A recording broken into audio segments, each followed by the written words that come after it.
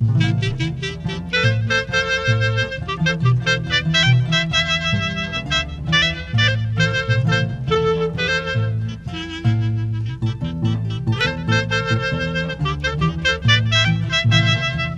tal elegancia? ¿Qué tal belleza de la internacional Candy del Perú en los mejores escenarios? Y ahora, para producciones musicales, Los Alamitos. Purito corazón, ¿sí o no? Rubén Carhuamaca Adauto, El bohemio tunantero.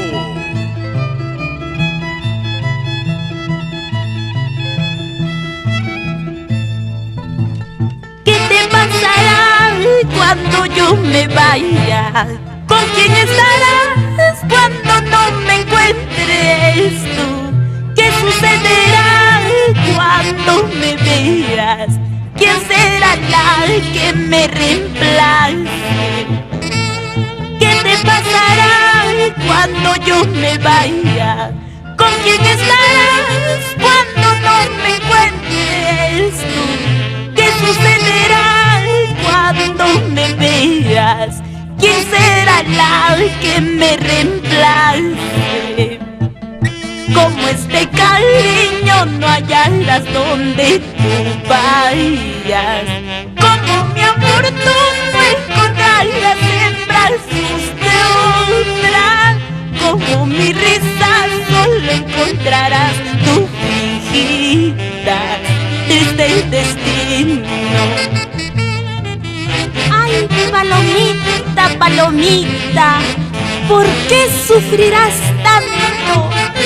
Paulino Marcos, mi esposa Nelly Misari, así es la vida.